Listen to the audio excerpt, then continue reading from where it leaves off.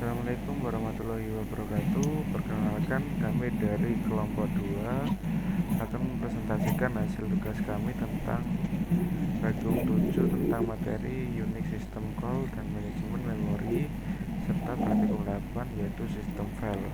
Di sini saya Taruna Isra. Saya Ahmad Sektargia Putra. Saya Ahmad Bastiar Afriansyah. Baik, langsung saja di sini kita akan melakukan percobaan pertama, yaitu melihat proses parent dan proses child, di mana dengan menggunakan editor V membuat file fork1.cpp dan mengetikkan program seperti ini, yaitu include iostream using namespace std, include syst.h, include uni.std.h. Lalu getBit adalah sistem call yang dideklarasikan pada uni.std.h yang menghasilkan suatu nilai dengan tipe PID underscore T. PID underscore T adalah tipe khusus untuk proses ID yang ekuivalen dengan ini, dimana alur programnya yaitu program akan mencetak informasi berikut sebanyak 3 kali.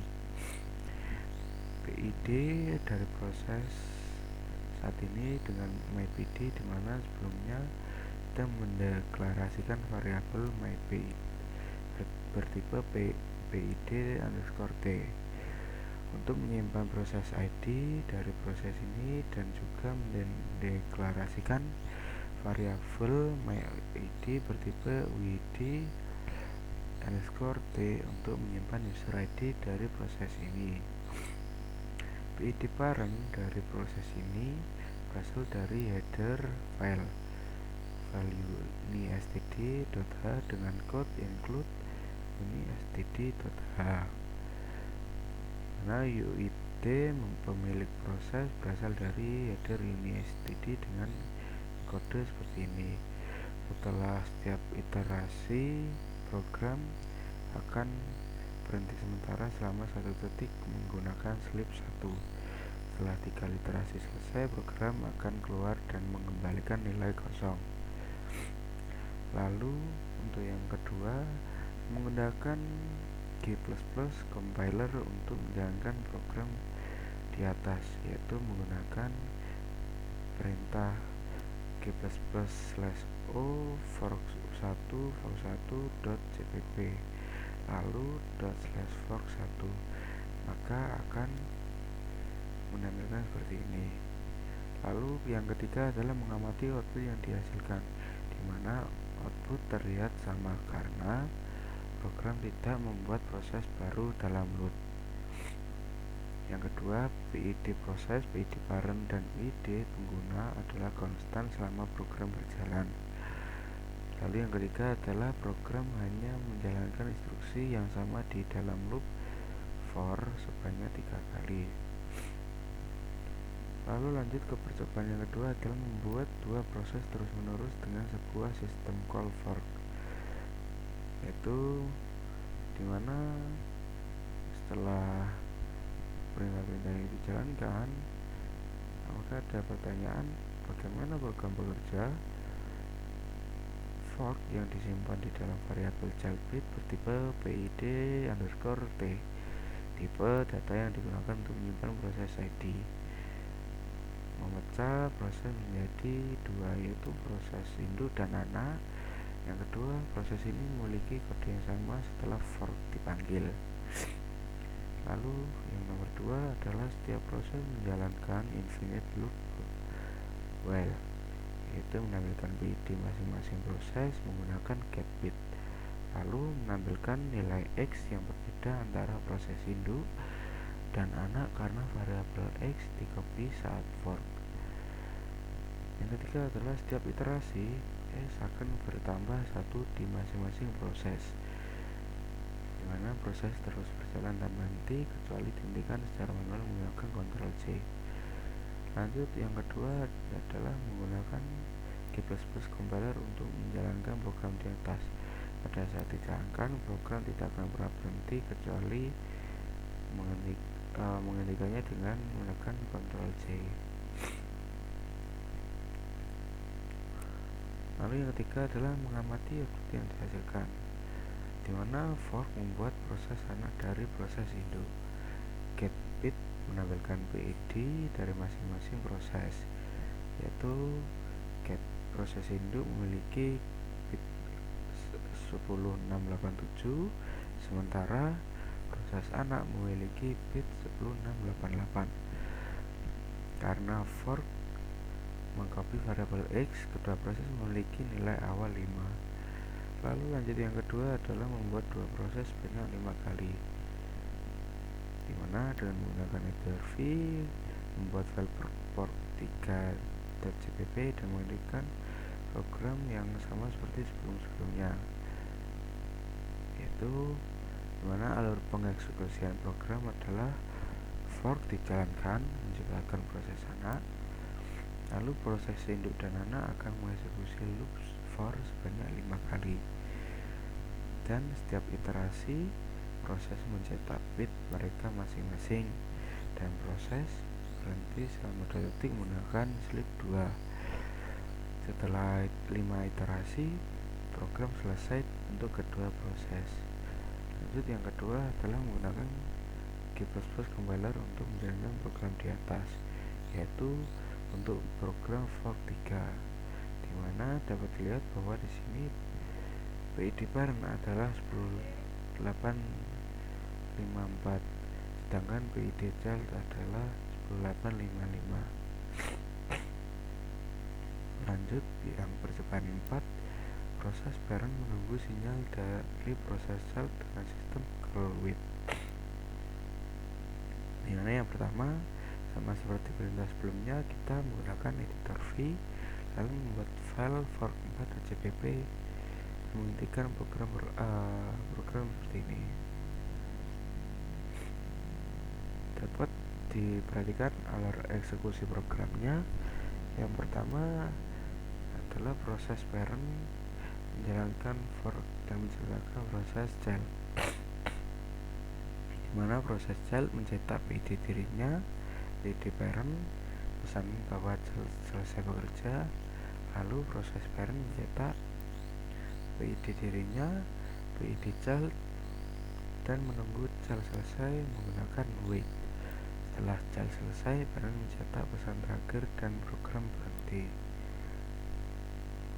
Lalu lanjut menggunakan G++ compiler untuk menjalankan program di atas.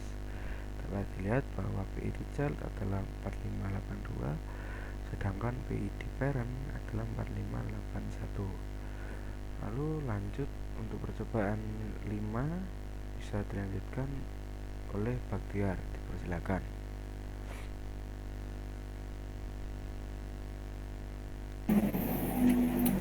Baik, saya akan melanjutkan percobaan kelima, yaitu sistem call fork/exit dan wait mengeksekusi program bernama ls menggunakan file executable /bin/ls dengan satu parameter -l yang ekuivalen dengan ls-l. Baik, nomor 1. Dengan menggunakan editor V, buatlah file fork5.cpp dan ketikkan program berikut.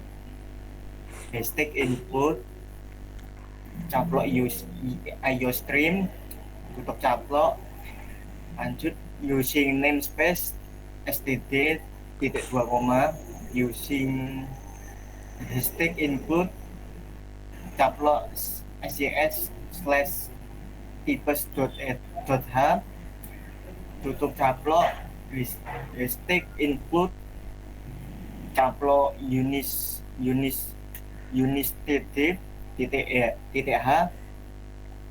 lanjut agar input caplok sys/white.h, tutup kurung buka kurung, lalu tutup kurung tutup kurung tutup kurung buka kurung. Lanjut. siap.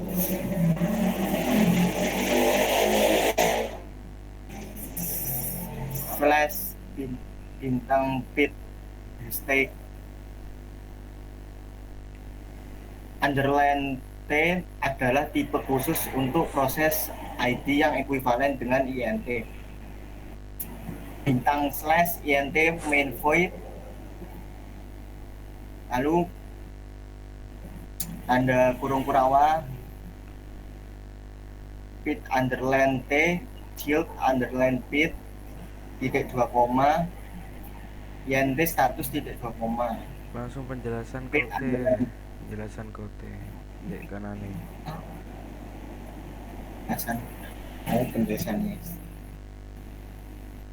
Penjelasan alur kodenya, deklarasi variabel child has underline pit menyimpan PID hasil for. Status menyimpan status saat parents menunggu.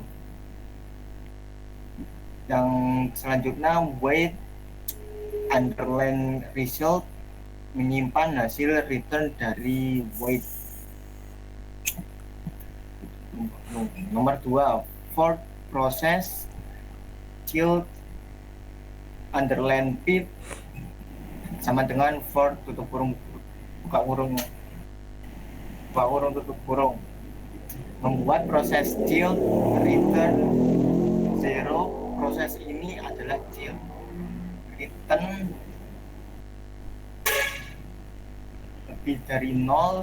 Proses ini adalah parents. Return means else for gagal. Nomor 3 bagian child.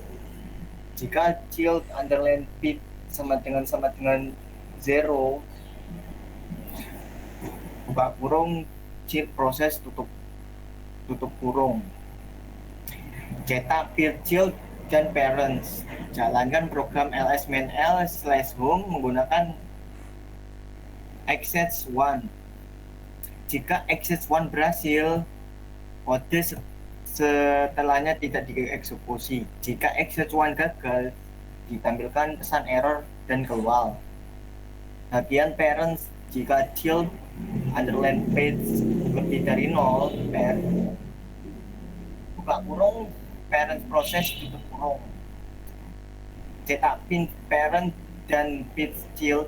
Parents menunggu child selesai menggunakan wait. Kode yang dieksekusi oleh keduanya cetak bahwa proses sedang berjalan sehat dengan get pit. Kode yang tidak dieksekusi jika exec1 berhasil, kode tambahan dalam child tidak akan pernah dieksekusi. Hasil eksekusinya yaitu parents mencetak pitnya dan pit child menjalankan ls-main-l/home. Untuk menampilkan daftar isi direktori, parents menunggu hingga child selesai lalu mencetak pesan akhir. Nomor 2 dan percobaan 5, gunakan G++ compiler untuk menjalankan program di atas. Kode promnya yaitu G++ -0 -o fork5.cpp lalu ./fork5. Hasilnya seperti gambar di samping. Nomor 3, amati output yang dihasilkan. Dapat dilihat jika pit child adalah 9759 sedangkan pit parents adalah 9758. Dan juga kode ini memunculkan isi dari direktori /home. Lanjut percobaan 6. System call, exec, dan wait mengeksekusi program lain. Penjelasan alur dari kodenya yaitu nomor 1. Deklarasi variabel child underline pit menyimpan pit hasil pemanggilan fork. Status menyimpan status child setelah parents menunggu. Wait result menyimpan hasil return dari fungsi wait. Ya, nomor 2, membuat child proses. Kode tanda petik child underline pit sama dengan for tutup kurung, buka kurung tutup kurung titik 2 koma terus tanda petik dengan for buka kurung tutup kurung digunakan untuk membuat proses baru. Lanjut, minus return 0 titik 2 mati. Nah,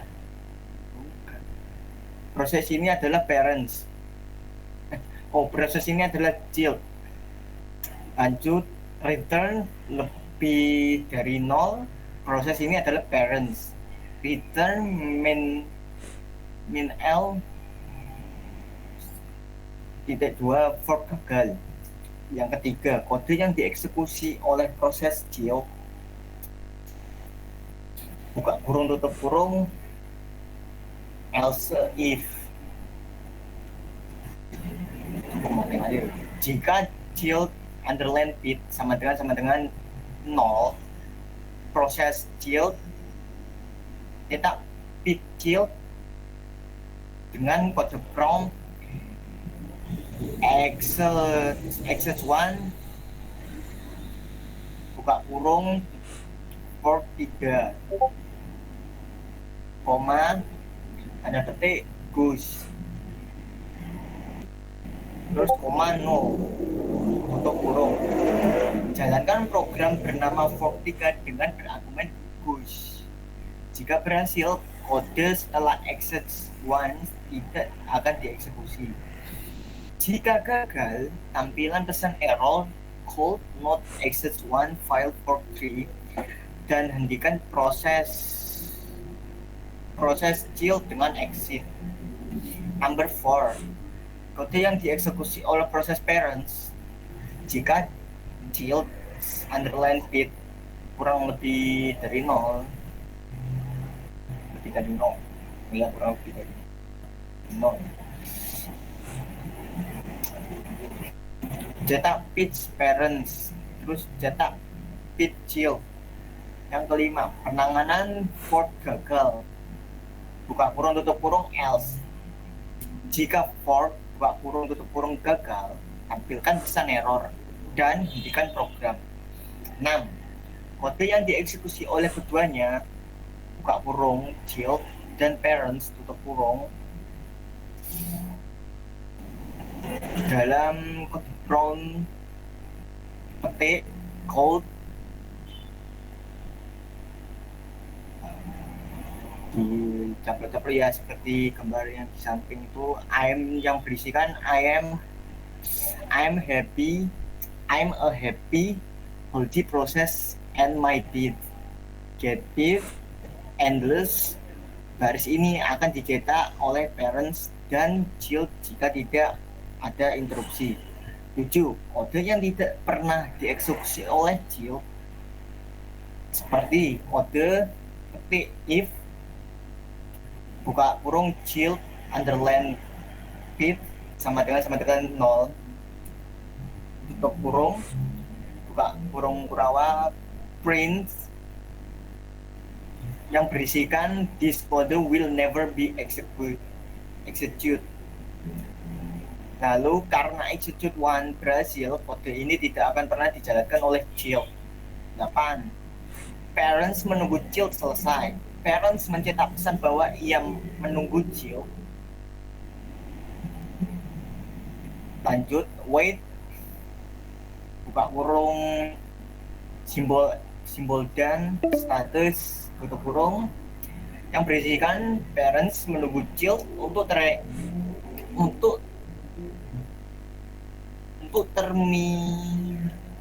terminasi. Loop do while memastikan bahwa parents hanya berhenti setelah child benar-benar selesai. Lanjut langsung pitu.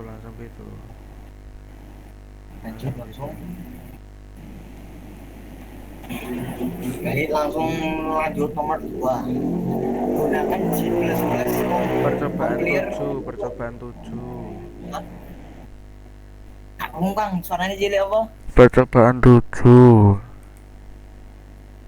Percobaan 7. Oh iya. Lanjut percobaan 7. Manajemen memori. Nomor 1. Perhatikan dengan perintah di max jumlah memori tersedia dan proses swapping. Dengan kode prompt di max agar lurus more. Agar lurus, garis lurus more. Nomor 2, dengan perintah file perhatikan jumlah memori, free, used, share, dan buffer dengan menggunakan kode prompt free. Nomor 3, dengan perintah di bawah ini, apakah hasilnya sama dengan nomor 2? Jikalau Anda ingin tahu hasilnya sama atau enggak dengan nomor 2, ketikkan prompt sebagai berikut, yaitu chat spasi slash cross slash main info. Lanjut nomor 4. Hasilnya seperti gambar di samping ya teman-teman ya. Lanjut nomor 4. Gunakan perintah di bawah ini, ls main lr spasi slash dot. Perhatikan perubahan manajemen memori dengan mengetikkan prompt free. Jalankan sebuah program, misalnya Open Office. Perhatikan perubahan manajemen memori dengan menggunakan prompt free. Itu terlihat ya perbedaannya di gambar di samping itu ya. Lalu nomor 7, dengan perintah PS bagaimana penggunaan memori untuk setiap proses di atas. Untuk mengetahuinya, kalian bisa mengetikkan prompt PS spasi minus UX.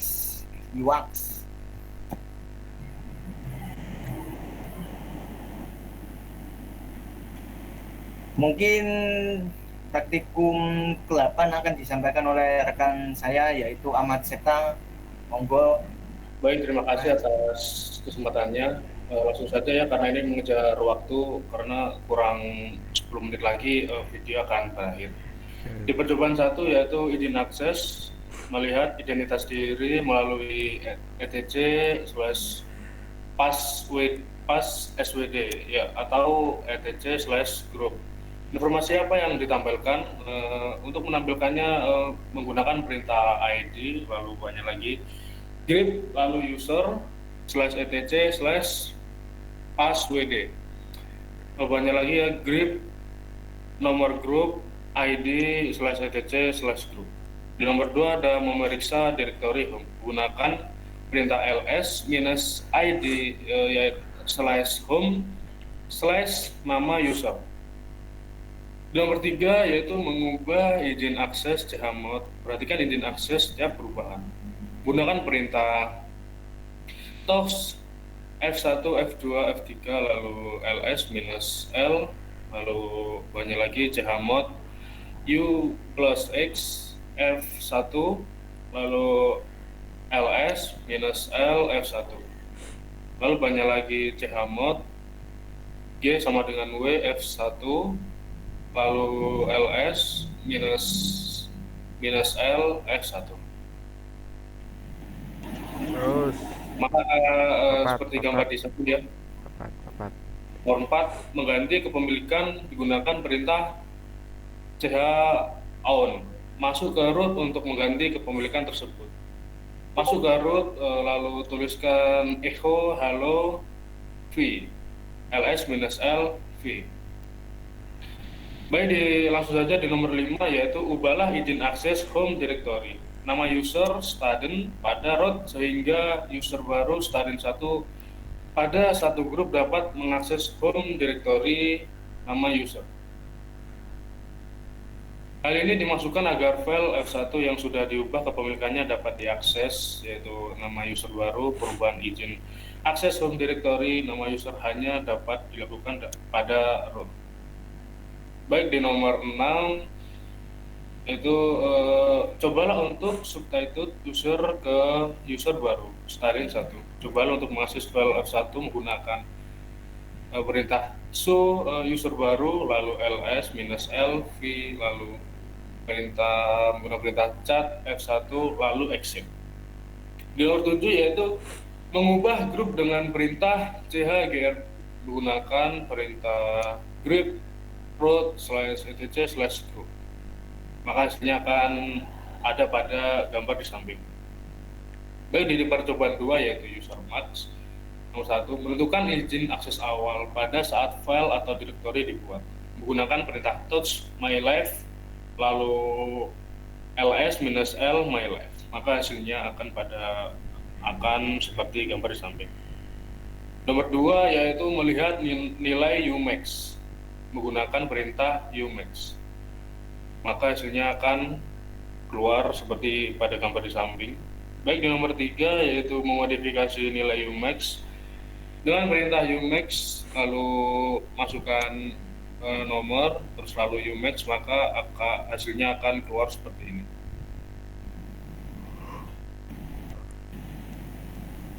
Mungkin itu saja penjelasan dari saya, kurang lebihnya mohon maaf. Pimpinan saya kembalikan kepada Mas Tarunaistra. Baik, cukup sekian presentasi dari kami kelompok 2 tentang praktik 7 dan 8. Kami akhiri, wassalamualaikum warahmatullahi wabarakatuh.